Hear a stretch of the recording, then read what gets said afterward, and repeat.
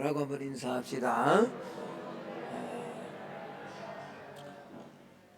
하나님께서 저와 여러분을 향한 기대가 있는 줄로 믿습니다. 이번 한 주간도 힘들고 어렵지만 그 기대에 부응하는 삶을 살아내는 저와 여러분 되시기를 먼저 예수님 이름으로 축복합니다. 오늘 본문은 들포도를 맺은 포도원 비유의 내용입니다. 이 비유는 7절에 스스로 해석이 되어져 있습니다. 포도원 주인은 하나님이시고 이 포도원은 이스라엘 족속이고 포도나무는 유다 사람들이다. 그런데 하나님이 기대한 좋은 포도나무는 공의와 정의였는데 이스라엘이 맺은 들포도는 포악과 부르짖음이다라고 혹시나 다른 해석을 할까 하나님은 7절에서 정확하게 해석을 해주고 있습니다. 이 포도원의 비유를 통해서 우리는 하나님이 내게 베푼 일들을 알 수 있고요. 또 나는 지금 좋은 포도를 맺고 있는지 들포도를 맺고 있는지도 알 수가 있습니다. 그래서 하나님께서 나를 향한 기대가 어떠한 것인가 오늘 한번 살피면서 우리가 한번 점검해 보기를 원합니다. 하나님은 이스라엘 백성들에게만 좋은 포도원을 주신 것이 아니라 오늘 예배드리는 저와 여러분에게도 좋은 포도원을 이미 주신 줄로 믿습니다. 여러분, 하나님이 나에게 허락하신 좋은 포도원이 뭘까요? 우리 교회 아닐까요? 우리 믿음 아닐까요? 우리 인생 자체가 좋은 포도원이 아닐까요? 이 인생과 믿음과 교회를 통해서 하나님은 하나님이 기뻐하는 정의와 공의를 열매를 맺으시기를 원한다라는 거죠. 하나님의 좋은 포도원에 심겨진 극상품 포도나무는 해야 될 일이 있습니다. 하나님이 원하시고 하나님이 기대하시는 좋은 포도를 맺는 일이죠. 그런데 오늘 이스라엘 백성들은 들포도를 맺어버렸다. 이 들포도는 쉽게 이야기하면 써서 잘 먹지 못하는 신포도죠. 떫은 포도죠. 오늘 8절에서 23절 이사야서 5장 8절에서 23절에 보면 구체적으로 이스라엘 백성들이 어떤 들포도를 맺었는가, 포악과 부르짖음의 내용이 뭔가를 한 5가지 주제로 하나님은 말씀해 주고 있습니다. 하나님 안에서 하나님이 기뻐하는 하나님이 원하시는 열매 대신에 그들은 탐욕으로 막 땅의 땅을 오늘로 이야기하면 부동산 투기를 해서 끝없는 탐욕으로 그들이 재산을 증식시켰다라는 거죠. 뿐만 아니라 이들은요 아침부터 저녁까지 온갖 고급 술을 다 독주 포도주를 다 외국산 와인을 그렇게 수입을 해서 먹고는 온갖 오케스트라를 동원해서 즐기고 방탕한 그런 삶을 살아갔다라는 거죠. 뿐만 아니라 마치 하나님이 없는 것처럼 그들은 하나님 앞에 교만한 말을 합니다. 하나님이 계시다면 우리 인생들을 한번 줄을 한번 재봐라. 한번 하나님이 어떻게 일하시는가 한번 해봐라. 감히 하나님의 존재를 인정하는 사람은 할 수 없는 말들을 하는 거죠. 굉장히 교만했다라는 겁니다. 뿐만 아니라 그들은 진리를 왜곡했습니다. 오늘도 마찬가지죠. 포스트 모더니즘의 가장 큰 특징은 예수 외에도 구원이 있다는 겁니다. 진리를 이렇게 저렇게 왜곡해서 틀린 것 아닌 것 같은데 실상은 뭐죠? 진리를 비틀어버리는 선을 악이라 그러고 악을 선이라 그래요. 이런 왜곡된 사상과 삶을 그들은 살아갔다. 그래서 전체가 부정적인 삶이 되어버렸다라고 오늘 5장은 8절에서 23절까지 말씀을 하고 있습니다. 자, 하나님은 왜 이런 비유를 드실까요? 우리로 하여금 심판하겠다, 하늘의 비를 그냥 그쳐버리겠다, 그래서 다시는 담을 헐고 이 포도나무가 열매를 맺지 못하도록 그렇게 만들어버리겠다, 하나님 막 우리에게 무서움을 주시기 위해서 그렇게 하실까요? 그렇지 않다라는 거죠. 오늘 이 말씀을 통해서 하나님은 오늘도 저와 여러분의 삶에서 좋은 포도를 맺으시기를 원하신다라는 거죠. 반면 교사를 삼아서 우리 안에 혹 들포도가 맺고 있다면 우리가 빨리 태도를 바꾸어서 하나님이 기뻐하는, 하나님이 원하시는 좋은 포도를 맺으라 라는 그런 말입니다. 그렇다면 어떻게 하면 좋은 포도를 맺을 수 있을까? 오늘 한 두 가지를 좀 살피기를 원합니다. 첫 번째는 저와 여러분이 하나님의 자녀, 우리의 정체성을 정확하게 알아야 됩니다. 우리 옆 사람과 한번 인사합시다. 당신은 하나님의 자녀입니다 라고 한번 인사합시다. 네. 성도의 정체성, 아이덴티티죠.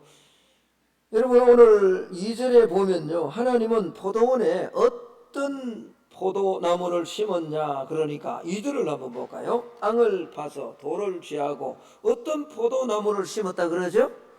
극상품. 여러분 이 극상품 포도는 누구를 말할까요? 7절에서 말하는 것처럼 유다 사람들이죠. 유다 사람들은 오늘로 이야기하면 누굴까요? 예수 그리스도를 믿는 저와 여러분을 말하는 거잖아요. 하나님께서 우리를 뭐죠? 극상품 포도나무로 하나님께서 바꾸어 주셨다라는 그런 말이죠. 우리는요, 나 자신이 얼마나 가치 있는 존재인가를 먼저 인식해야 됩니다. 나는 최고의 가치를 가진 존재다라는 거죠. 물품 중에는 상품이 있고 중품이 있고 또 하품이 있습니다. 그러나 여러분 사실 하나님의 자녀들에게는 아무리 미천해 보이고 뭐 크게 하나님 앞에 쓰임받지 못하는 것 같지만 하나님은 우리를 그렇게 보지 않는다라는 거죠. 여기 사실은 하나님께서 포도나무 위에 비유해서 극상품이라고 말하고 있지만 사실 하나님은 저와 여러분을 상품으로 만들지 않았습니다. 한번 따라해 볼까요? 우리는 하나님의 작품이다. 하나님의 뭐라고요? 작품이에요. 작품은 이게 귀하다, 뭐 이게 좋다 이렇게 아니에요. 만든 사람이 볼 때 너무나 귀하고 소중한 게 그게 작품 아닙니까? 여러분 자기 자신이 볼품없는 존재라고 비하하고 그렇게 폄하하고 자기 자신을 그렇게 생각해 버리면요, 정말로 나도 모르게 불행해져 버립니다. 그리고 볼품없는, 가치없는, 거룩하지 못한 삶을 살 수밖에 없다라는 거죠. 사실요, 나를 볼품없는 존재로 생각하고 그렇게 살아가 버리면 나를 귀하게 만드신 하나님의 창조 섭리를 사실은 위반해 버리는 거죠. 하나님은 오늘 예배드리는 저와 여러분을 최고의 걸작품으로 만들어 주셨다라는 거죠. 에베소서 2장 10절의 말씀을 우리 같이 한번 읽어보기를 원합니다. 같이 읽습니다. 시작. 우리는 그가 만드신 바라 그리스도 예수 안에서 선한 일을 위하여 지으심을 받은 자니 이 일은 하나님이 전에 예비하사 우리로 그 가운데서 행하게 하려 하심이니라. 여기 우리는 그가 만드신 바라는요, 요 그가 만드신 바, 요게 헬라어로 포이에마라는 말입니다. 작품이란 말이에요. 걸작, 마스터피스라 그러죠. 죄송합니다, 영어를 써서. 걸작품이란 말이에요. 여기 포이에마에서 뭐가 나왔나? 포임이 나왔습니다. 영어 시라는 단어. 이 시는요, 산문과 좀 다르잖아요. 산문은 뭐 산만하게 글이 막 길어서 뭐 설명을 하지만 시는요, 가장 단어가 압축되어서 짧은 것 같지만 그 안에 뭐죠? 많은 것을 내포하는 문학 작품이 뭐죠? 시 아닙니까? 하나님이 우리를 만드셨는데 사람들이 볼 때는 아주 산만한 것 같고 볼품 없는 것 같지만 하나님은 우리를 포이에마, 가장 소중한 작품으로 만드셨다. 그래서 그냥 막 상품으로 찍어낸 것이 아니라 하나님께서 수작업으로 핸디워크예요. 영어를 좀 보여주실래요? 제가 For we are God's handiwork예요. 핸디워크란 말은 핸드메이커예요. 다시 말하면 수작업이에요. 하나님께서 저와 여러분을 한 사람 한 사람 그렇게 만드시고 창조하셨다라는 말입니다. 그렇습니다. 내가 소중한 존재라는 사실을 인식할 때 나는 소중한 삶을 살아가는 거예요. 소중한 삶을 살아갈 때 소중한 열매, 하나님이 기뻐하는 성령의 열매들을 맺어갈 수 있는 거죠. 그런데 사실 많은 사람들이 다 생각보다 자기 자신에 대해서 인색한 경우가 참 많습니다. 물론 후하고 너그럽게 자기 자신을 평가하고 자기 자신을 대하는 분도 없지는 않습니다. 그러나 의외로 자기 자신에 대해 평가절하하는 분들이 참 많습니다. 그러나 주님은 우리를 그렇게 보지 않는다는 거죠. 내가 아무것도 아닌 것처럼 그렇게 보지 않는다라는 거예요. 우리를 보배롭고 존귀한 존재로 보신다라는 겁니다. 이사야서 43장 4절은 이렇게 말씀합니다. 네가 내 눈에 어떤 존재라고요? 보배롭고. 이런 이야기하면요, 이런 설교하면 이게 잘 안 들어. 나같이 별 그냥 신앙의 어떤 열매, 열심도 충성도 이런 게 없는데, 우리가 이 부분을 놓치기 때문에 사실은 한 주간 살아가면서 정말 내가 얼마나 소중한 존재고 내가 얼마나 가치 있는 존재인가를 알지 못해서, 사실 시간과 내 은사와 달란트, 세상 속에서 하나님이 원하시는 정의와 공의의 열매들을 얼마든지 맺으며 살아갈 수 있는데 그렇게 살지 못하는 경우가 많다라는 겁니다.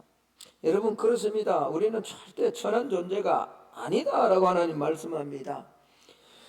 더없이 사랑스러운 존재다라는 말이죠. 내가 얼마나 주님 눈에 보배롭고 존귀하게 보였으면요, 오늘 우리가 이사야서 전체를 다 읽지 않습니다만 43장 1절에 보면 내가 너를 지명하여 불렀다. 하나님이 친히 지명해서 불러주셨다. 불특정 다수와 도매로 부르신 게 아니라 막 상품을 찍어내듯이 막 그렇게 명품이라고 해서 그냥 막 가치 있는 걸 찍어내듯이 그렇게 찍어낸 게 아니란 말이에요. 어떻게 보면 굉장히 볼품없고 사람들과 비교하면 가치 없는 것 같지만, 그러나 하나님은 나를 하나님의 작품으로 보배롭고 존귀로운 자로 하나님께서 불러주셨다라는 겁니다. 그러므로 여러분, 저와 여러분이 자존감을 가져야 됩니다. 자만하고 교만하란 말이 아닙니다. 저와 여러분은 하나님의 자녀입니다. 보배롭고 존귀로운 자다라는 겁니다. 여러분, 이게 얼마나 참으로 황송하고 복되고 영예로운 일입니까? 나는 나를 하찮게 생각하는데 주님께서 내가 너를 볼 때 그렇게 보지 않는다라는 거죠. 보배롭고 존귀한 자로, 고귀한 자로 생각하신다. 둘도 없는 사랑의 대상이다라고 그렇게 여기신다라는 겁니다. 여러분, 오늘 예배드리는 저와 여러분, 성도의 정체성, 내가 얼마나 귀하고 얼마나 소중한 존재인가를 다시 한번 놓치지 말고 인식하고 한 주간 살아내기를 예수님 이름으로 축복합니다. 끌어당김의 법칙이라는 것이 있습니다. 비슷한 것끼리 서로 끌린다는 거죠. 예를 들어 내가 한 가지 생각을 할 때요, 이 생각은요, 비슷한 생각, 다시 말하면 우울한 생각, 불안한 생각, 두려운 생각을 하면요, 나도 모르게 자꾸 불안하고 두렵고 염려되는 생각이 막 몰려와요. 그런데 믿음을 가지고 아니야, 괜찮아, 하나님이 바꿔주실 거야, 지금은 좀 힘들지라도 하나님은 반드시 나를 하나님의 자녀로 만들어 주셨으니, 불러주셨으니, 자녀 삼아 주셨으니, 지금 힘들지라도 반드시 하나님은 나를 보배롭고 존귀한 자로, 열매 맺는 자로 하나님 사용해 주실 것이야 라고 생각하면요, 그 뒤에 이어지는 생각은 부정적인 것이 아니라 긍정적이고 믿음의 생각이 딸려온다라는 거죠. 마치 자석이요, 이게 반대극이지만 서로 매력 있는 것이 막 끄는 것처럼 그렇게 끈다라는 거죠. 그렇습니다. 생각은 자석과 같고요, 자성이 있습니다. 또 생각은요, 주파수가 있어요.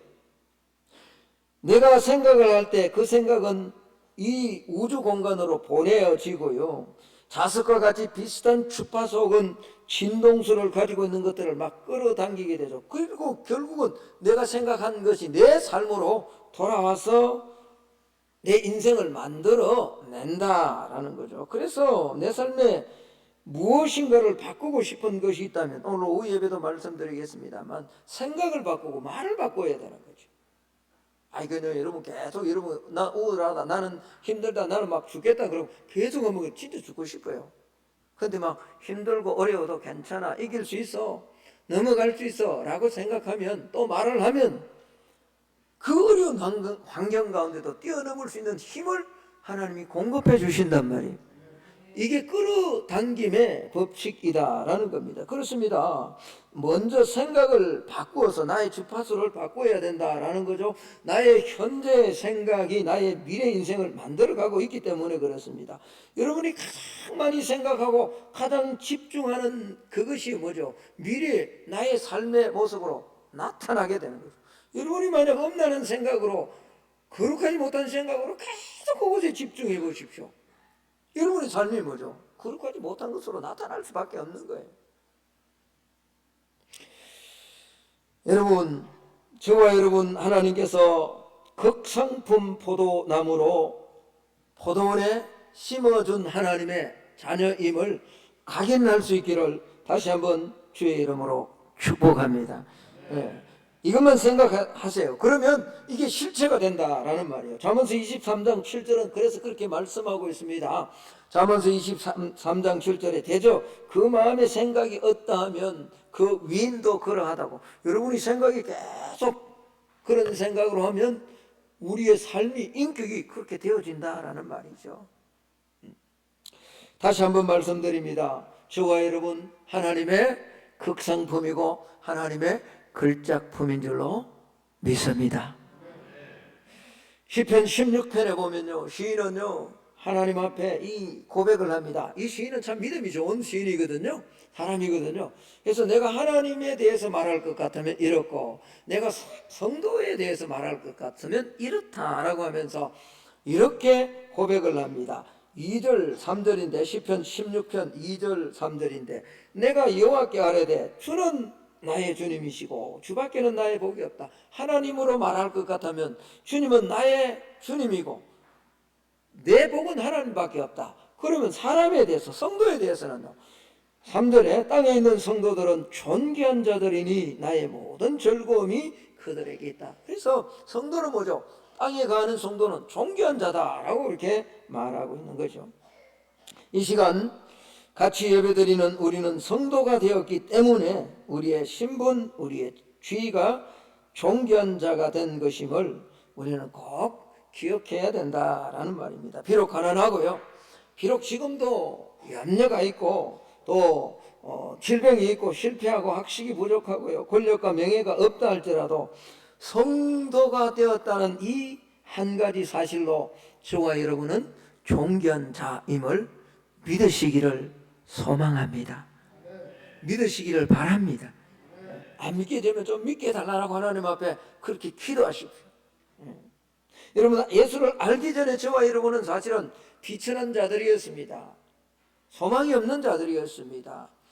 육체의 욕망과 소망을 따라 삶을 살아가던 그런 자들이었습니다. 에베소서 2장에 보면요, 예수 그리스도를 믿기 전에 우리를 허물과 죄로 죽었던 자라라고 이렇게 말합니다. 본질상 진노의 자녀였다. 그리스도 밖에 있었고 약속의 언약에 대해서는 외인이요 세상에는 소망이 없는 자들이다.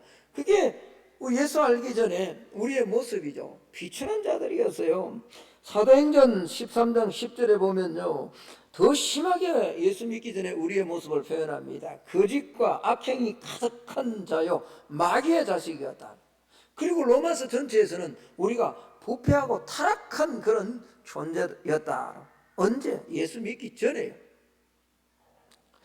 그래서 우리는 예수 믿기 전에 공중 권세 잡은 자를 따랐고요, 세상의 풍조를 따랐고요, 육체의 욕심을 따라 세상의 재미와 세상의 의미만 따라 살아갔다라는 겁니다. 그러나 여러분, 오늘 예배드리는 저와 여러분은 예수 그리스도로 말미암아 우리의 신분이 변화된 줄로 믿습니다.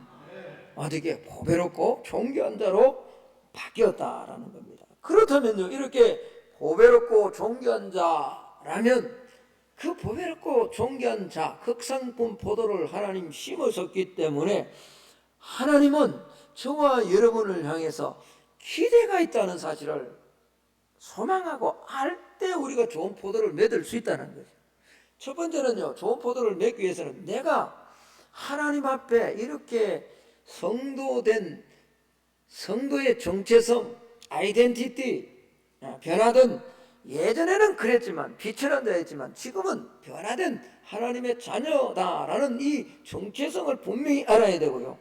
이렇게 변화된 하나님의 자녀들에게는 하나님이 기대를 갖고 있다라는 사실을 알아야 된다라는 겁니다. 자, 5절 2절을 다시 한번 볼까요? 2절 하반절에 보면 이렇게 말씀합니다. 땅을 파서 돌을 제하고 극상품 포도나무를 심었도다. 그 중에 망대를 세웠고 또 그 안에 뭘 팠다고요? 술틀을 팠다라고 말합니다. 여러분 왜 술틀을 팔까요? 포도나무를 심었으니까, 극상품 포도나무를 심었으니까 이제 여기서 뭐가 맺힌다고 생각한 거죠? 좋은 포도가 맺힐 것이라 하나님 기대하신 거죠. 그러니까 지금 포도가 맺혀지지 않았는데도 불구하고, 사실은 이스라엘 백성들이 여기 말하는 것처럼 덜 포도를 맺었잖아요. 그럼에도 불구하고 하나님은 이 덜 포도가 이스라엘 백성들을 맺을 것을 알았지만, 그럼에도 불구하고 하나님은 기대를 가지고 그렇기 때문에 하나님은 지금 뭘 파고 있냐? 술틀을, 여기 포도를 집어넣고 좋은 포도를 집어넣고 좋은 포도주를 만들겠다라고 기대하면서 하나님은 이미 술틀을 만드셨다라는 거죠. 그렇습니다. 누가 나에게 기대를 건다, 기대가 있다라는 것은 소망이 있는 것 아닙니까? 우리가 비록 약하지만 하나님은 여전히 저와 여러분에게 기대를 걸고 소망을 가지고 계시는 줄로 믿습니다. 여러분, 아인슈타인이나요 에디슨을 위대한 인물로 만든 것 가운데 하나가 부모님의 기대라 그러잖아요. 여러분, 그 에디슨과 같은 이런 사람은요, 그 전기를 한번 읽어보면 학교 가서 뭐 초등학교를 제대로 1학년인가 뭐 그렇게 다니다가 그만뒀다 그러잖아요. 왜? 가니까 막 계속해서 엉뚱한 질문을 하니까, 얘가 좀 이렇게 머리가 떨어져서 그런 게 아니라 사실은 너무 뛰어나서 그런 거거든요. 그러니까 뭐 늘 엉뚱한 질문을 하니까 수업 진행이 안 되니까 뭐죠. 선생님이 싫어하는 거야. 애들도 싫어하는 거야. 그래서 사실은 학교를 그만뒀는데 어머니는 그렇게 생각하지 않은 거죠. 제가 조금 전에 말한 것처럼 네가 그렇게 선생님으로부터 친구로부터 그렇게 소외당하는 것은 절대 네가 잘못돼서 그런 게 아니다. 네가 너무 뛰어나기 때문에 그렇다. 엄마는 그걸 인정해주고 기대를 가져주니까 뭐죠. 위대한 발명가가 되고 아인슈타인과 같은 위대한 학자가 되었다라는 겁니다. 여러분, 학생을 두신, 자녀를 두신 부모 여러분, 다음 달은 5월달 가정의 달인데 자녀들에게 항상 기대를 가지시기를 축복합니다. 이게 생각보다 잘한대요. 저도 자녀가 둘이 있는데 막 이렇게 기대를 하고 막 이렇게 좋은 말을, 기대감 섞인 말을 해주려고 하다가 막상 행동을 보면 뭐죠? 막 안 될 때가 많아요. 그러나 여러분, 우리의 자녀들이 하나님 안에 있다면, 아니 지금 하나님 밖에서 방황한다 할지라도 우리가 기도한다면 하나님은 우리의 기도를 들으시고 우리의 자녀들을 하나님의 사람으로 반드시 사용해 주실 줄로 믿습니다. 이 자녀들에게 기대를 가질 때는요, 젊은 우리 집사님들, 야, 너 학교에서 좋은 점수 받을 거야, 뭐 1등 할 거야, 이런 것 이렇게 하지 말고, 그렇게 기대했다가 1등 못하면 어떻게 해요? 그렇잖아요. 사실요, 머리가 똑같이 공부를 해도 머리가 다 IQ가 다 다르기 때문에 공부 열심히 한다고 다 1등 하는 거 아닙니다. 그러면 뭐 세상이 다 1등 하겠죠. 다 서울대 가고 다 연대 가고 다 고대 가겠죠. 그러면 안 됩니다. 그러나 여러분, 우리가 얼마든지 기대할 수 있잖아요. 사람은요, 그렇게 뭐 공부를 못해도 다른 은사가 있단 말이에요. 그렇다면 자녀들에게 뭐죠? 나는 네가 하나님 안에서 정말 아름답고 귀하고 존귀하게 쓰임받을 것을 기대한다 그러면 하나님은 그 기대대로 자녀들을 세우고 만들고 고쳐서 사용해 주실 줄로 믿습니다. 부모의 기대, 선생님들의 기대가 얼마나 큰지 몰라요. 여러분, 그 전 경북대 총장 박찬석 씨라는 분이 있죠. 이 박 교수님은요, 대구중학교를 나왔는데요, 중학교 1학년 때 전교에서 꼴찌를 했는데 성적표를 68명, 옛날에는 막 70명 가까이 됐잖아요. 68인데 그 앞에 68에 위에 68등을 지우고 거기 잉크로 지우고 거기다가 일을 해서 그냥 위조해서 아버지한테 갖다 드렸다는 거죠. 이후에 너무 죄스러운 마음 때문에 이를 악물고 공부를 해서 17년 후에 대학 교수가 되었고 경북대 총장까지 지낸 분이죠. 이분이 이런 고백을 합니다. 제가 그대로 한번 읽어 드리려고 합니다. 나의 고향은 경남 산청이다. 지금도 비교적 가난한 곳이다. 그러나 아버지는 가정 형편이 안 되고 머리도 안 되는 나를 대구로 유학을 보냈다. 대구 중학을 다녔는데 공부가 하기 싫었다. 1학년 8반 석차는 68명 중에 꼴찌 68등 했다. 부끄러운 성적표를 가지고 고향에 가는 어린 마음에도 그 성적을 내밀 자신이 없었다. 당신이 교육을 받지 못한 한을 자식을 통해 풀고자 했는데 꼴찌라니 끼니를 제대로 잊지 못하고 수장농을 하면서도 아들을 중학교에 보낼 생각을 한 아버지를 떠올리면 그냥 있을 수가 없었다. 그래서 잉크로 기록된 성적표를 68이 아니라 68분의 1로 고쳐 아버지께 보여드렸다. 아버지는 보통 학교도 다니지 않았으므로 내가 1등으로 고친 성적표를 알아차리지 못할 것으로 생각했다. 대구로 유학한 아들이 집으로 왔으니 친지들이 몰려와 찬석이는 공부를 잘했더냐라고 물었다. 아버지는 앞으로 봐야죠. 어쨌든 이번에는 어쩌다 1등을 했는가 봅니다 라고 그렇게 친지들에게 말한 거예요. 그때 친척 중에서 어른인 분 명순이 아버지가 자식 하나는 참 잘 듣네. 1등을 했으니 책거래를 해야죠. 옛날에 책거래 했잖아요. 예. 당시 우리 집은 동네에서 가장 가난한 살림이었다. 이튿날 강에서 멱을 감고 돌아오니 아버지는 한 마리뿐인 돼지를 잡아 동네 사람들을 모아놓고 잔치를 하고 있었다. 그 돼지는 우리 집 재산 목록 1호였다. 기가 막힌 일이 벌어진 것이다. 아버지라고 불렀지만 다음 말을 할 수가 없었다. 그리고 대문 밖으로 달려나갔다. 그리고 나를 부르는 소리가 들렸다. 겁이 난 나는 강으로 가 죽어버리고 싶은 마음에 물속에서 숨을 안 쉬고 버티기도 했고 주먹으로 내 머리를 내리치기도 했다. 충격적인 이 사건 이후로 나는 달라졌다. 항상 그 일이 머리에 맴돌고 있었기 때문이다. 그로부터 17년 후 나는 대학 교수가 되었다. 그리고 나의 아들이 중학교에 입학했을 때, 그러니까 내 나이가 45이 되던 어느 날 부모님 앞에서 33년 전의 일을 사과하기 위해서 어머니 저 중학교 1학년 때 1등은요 하고 이제 고백을 하려고 하는데, 말을 시작하려고 하는데 옆에서 담배를 피우시던 아버지께서 알고 있었다. 그만해라. 민우 손자가 듣는다라고 하셨다.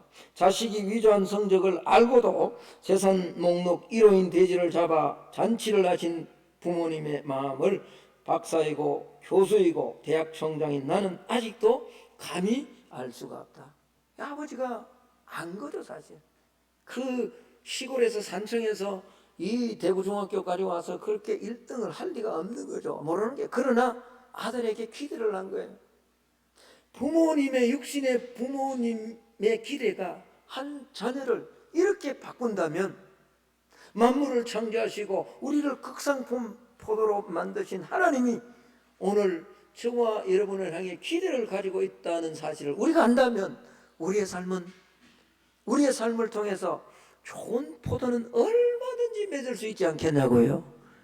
하나님은 저와 여러분을 향한 기대를 가지고 계시는 줄로 믿습니다. 좋은 포도를 맺을 것이다 믿고서 술틀을 판 거죠. 여전히 좋은 포도를 맺지 못하는 삶을 살고 있음에도 지금도 기도하고 있는 거예요.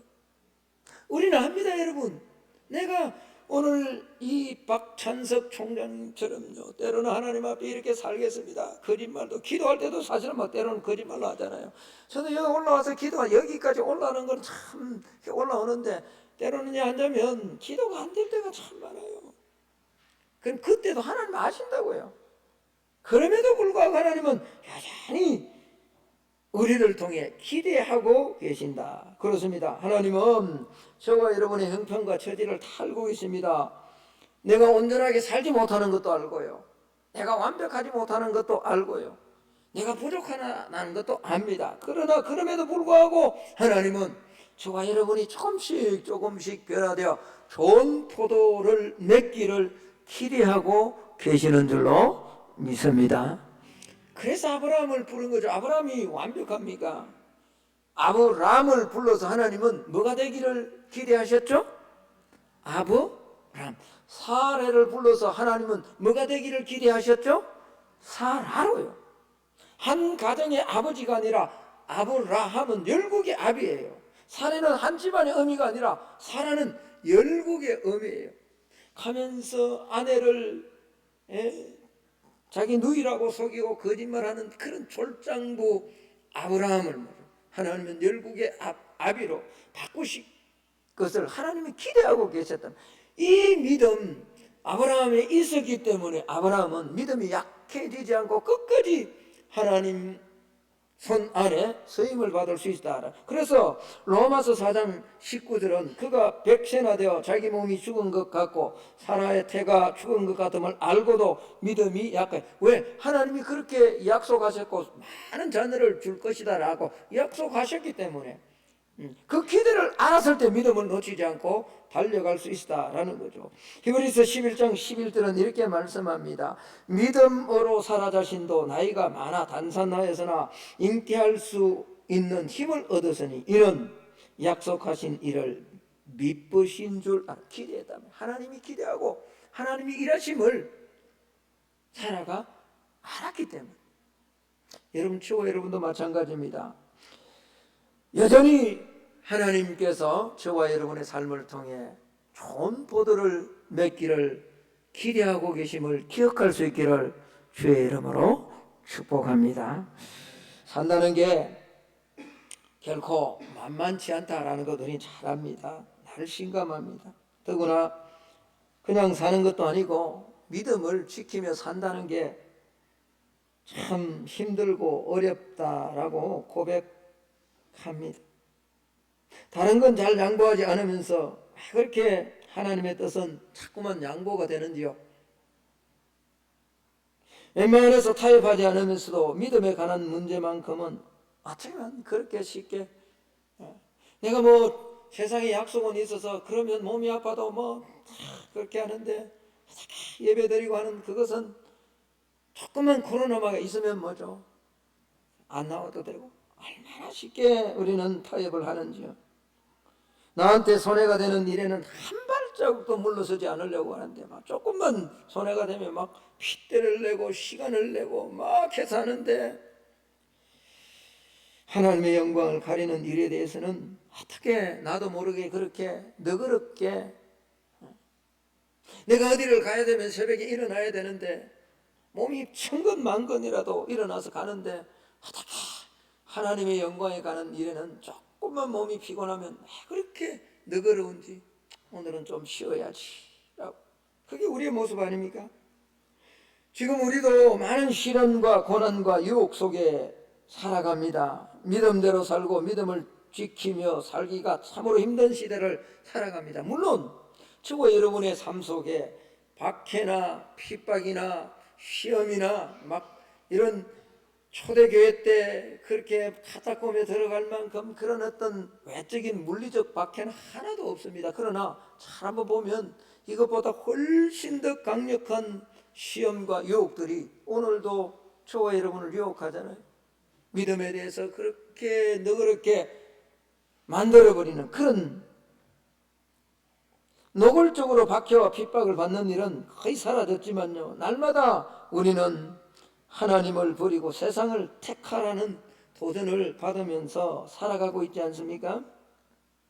예수 잘 믿는데 그렇게 새벽마다 올라와서 기도하고 부르짖는데 하는 일마다 막히고 틀어지고 어긋납니다. 사업도 때로는 직장도 인간관계도 심지어 건강도 가정까지도 말입니다. 목회까지도 말합니다. 그래서 가끔씩 그래요. 하나님 원망해요. 아버지, 정말 이게 맞습니까? 왜 이렇게 어렵습니까? 왜 이렇게 쉽지가 않습니까? 다 부르짖는데도 이렇게 하나님 믿어야 소용이 있습니까? 이럴 바에는 그냥 적당하게 타협하고 남들처럼 그냥 세상 방식대로 속이고 해치고 빼앗으며 마치 부활이 없는 것처럼 이 땅에 그냥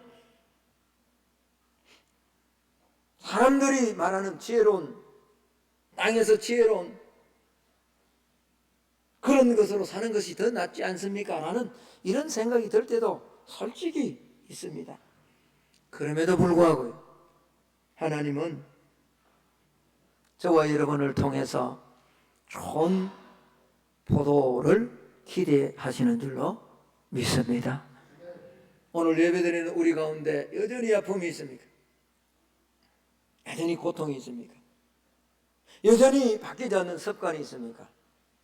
그럼에도 불구하고 오늘 이번 한 주간 다시 한번 소망하기를, 다시 한번 붙들기를 원합니다. 뭐요? 하나님이 나를 향해 기대를 가지고 계신다는 이 사실을 붙들 수 있기를 주의 이름으로 축복합니다. 하나님은 절대 우리를 버리지 않습니다. 요즘 주일학교 학생이나 중학교 학생 교회 다니다가 야, 너 왜 교회 안 나오나? 그러면 이렇게 말 많이 한대요. 나 교회 끊었어요. 교회 끊었대요. 아마 이제 학원 등록하는 것으로 이렇게 생각하는 것 같아요. 그렇습니다. 우리가 하나님 끊을 수 있어요. 그렇죠? 교회 끊을 수 있어요. 믿음도 끊을 수 있어요. 그러나 하나님은 절대로 우리를 끊지 않으십니다. 하나님은요, 하나님의 손바닥에 부모는 자식을 버릴 수 있을지라도, 이사야서 말하고 있는 것처럼 부모는 자식을 버릴 수 있습니다. 그런 부모들이 가끔 있잖아요. 그러나 우리가 어떤 어려움이나 어떤 질병이나 어떤 환난이나 어떤 말 못한 고민이 있다 할지라도 성령 안에서 자녀 삼으신 하나님은 절대로 저와 여러분을 끊을 수 없는 줄로 믿습니다. 그리고 우리를 향해서, 저와 여러분을 향해서 여전히 기대를 가지고 계신 줄로 믿습니다. 무슨 기대요? 좋은 포도를. 그러면 제가 오늘 이제 말씀의 결론을 맺을까 합니다. 그러면 여러분, 저와 여러분이 어떤 기대를 하나님 앞에 좋은 포도를 맺어야 될까요? 다 달라요. 여러분, 힘든 사람이 있다면요, 좋은 포도는요, 하나님 앞에 하나님이 원하시는 좋은 포도는요, 조금 더 인내하는 거예요. 이해되십니까? 막 지금 너무 힘들고 막 먹고 싶은 그런 어떤 환경이 있다면요, 조금만 더 견디십시오. 그게 하나님 앞에서 하나님이 기대하는 좋은 포도예요. 내 시간을요, 일주일 내내 하나님 앞에 성경 한 장을 못 읽는다면 이번 한 주간은 마음을 한번 먹고 결심하고 성경 반장 정도 한번 읽어보는 거예요. 이게 하나님 앞에 이번 한 주간 내가 좋은 포도를 맺는 거예요. 우리 학생들이라면 하나님이 주신 시간, 또 자기에 있는 이 젊은 에너지를 가지고 막 세상적으로 나가던 그걸 조금만 중지하고 하나님 앞에 더 정직하고 더 열심히 공부하는 거겠죠. 그게 좋은 포도를 맺는 거 아니겠어요? 내가 사업을 한다면 부정직하고 그냥 여기 이사야서 5장에 말하고 있는 것처럼 탐욕에 사로잡혀서 더 많은 투기를 하고 더 많은 부동산, 가옥에 가옥을 연하고 자기 혼자서 대궐 같은 집을 짓고 그렇게 살려고 하는 그런 어떤 생각을 조금은 멈추고, 이제는 아니지, 나의 정체성이 변화되었으니 나는 이제 조금 더 정직하게 하나님 안에서 이 사업을 해서 뭔가 하나님의 영광을 드러내야지, 그렇게 조금 변화되는 것, 그것이 하나님이 원하시는 좋은 포도 아니겠어요? 그렇습니다. 어떤 사람은요, 일만 생기면 참지를 못해요. 분노하고 아내에게, 자식에게 막, 오늘 오후에 말씀드리겠습니다, 막 하지 말아야 될 언어들을 막, 그래 안 되면 조금만 바꾸시란 말이에요.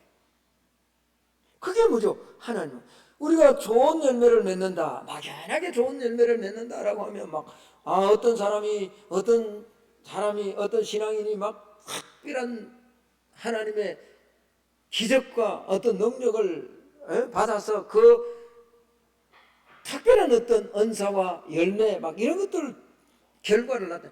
그것만이 절대로 좋은 열매가 아닙니다. 제가 지난주에 말씀의 결론을 맺겠습니다. 지난주에 말씀드렸던 것처럼 우리의 삶에서 뭔가 대박처럼 그렇게 믿음 안에서 뭔가 이렇게 막 바꿔주려고 하면 절대로 바뀌지 않습니다. 하나님이 원하시는 좋은 열매는요, 한 걸음 한 걸음, 일보 또 일보, 부족하지만 어제보다는 오늘 조금 더 내 삶에서 하나님이 보실 때 정의요, 하나님이 보실 때 공의로운 그런 삶의 모습으로 다가가는 것, 그것이 하나님께서 저와 여러분 안에 맺기를 원하시는 좋은 포도다라는 것이죠. 그래서 이번 한 주간 좀 더 인내하고, 좀 더 겸손하고, 좀 더 거룩하고, 조금 더 하나님 앞에 기도함으로, 조금 더 하나님의 말씀을 읽음으로 하나님의 기대를 알고 저와 여러분의 삶 안에 하나님이 기뻐하는 좋은 포도를 맺어내는 우리 성만의 모든 성도들이 다 되시기를 예수님 이름으로 축복합니다. 하나님, 우리가 참 소중한 존재인데